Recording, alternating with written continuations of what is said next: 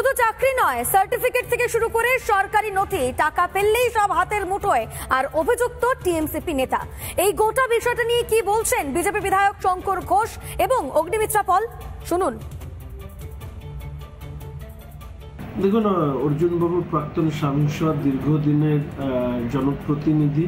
তিনি জানেন যে তৃণমূল কংগ্রেস আসলে একটা ব্যবসায়িক প্রতিষ্ঠান। অনেকটা যেরকম হোটেল রেস্টুরেন্ট, আমরা যখন খেতে যাই তখন বিভিন্ন খাবারের তার দাম লেখা থাকে, তো এখানেও এরা তো ব্যবসা করে, তো ব্যবসায়ীরা রেট চার্টই বানাবে, ফলে সেইভাবেই রেট চার্ট বানিয়েছে। এতে অবাক হওয়ার কিছু নেই।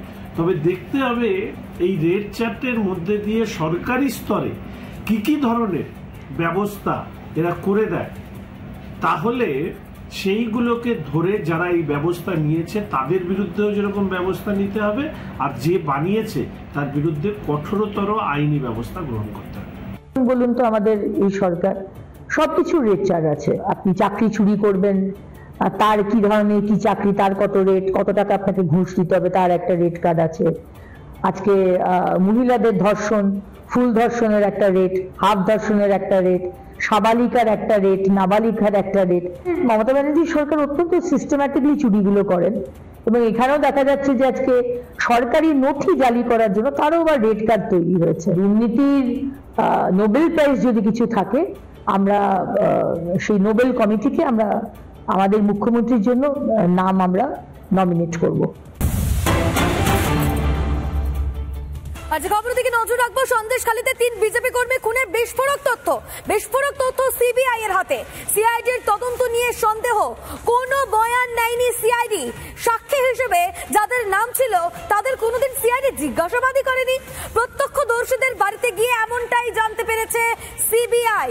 শাহজাহানকে বাঁচাতেই কি তাহলে চার্জশিটে ভুয়ো বয়ান পেশ সিআইডির? বয়ান না নেওয়া হলে কিভাবে নাম নথিতে?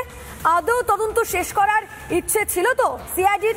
এই একাধিক প্রশ্ন উঠছে, তার কারণ যে চার্জশিটে নাম রয়েছে সেই চার্জশিটে প্রত্যক্ষদর্শীদের বাড়িতে কখনো যায়নি সিআইডি, তাদেরকে কখনো জিজ্ঞাসাবাদই করা হয়নি।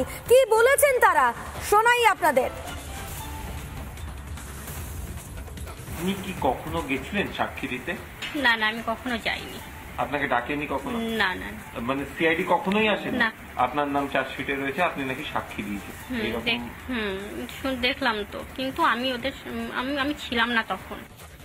আপনার নাম রয়েছে চার্জশিটে এই খুনের ঘটনায়, কখনো সাক্ষী দিয়েছিলেন? না, কোনোদিন সাক্ষী দেয়নি।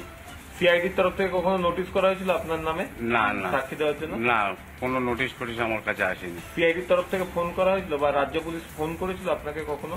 না, কখনো ফোন করেনি? না, সাক্ষীর জন্য কোনোদিন ফোন করেনি। আপনি সাক্ষী দেয়নি? না।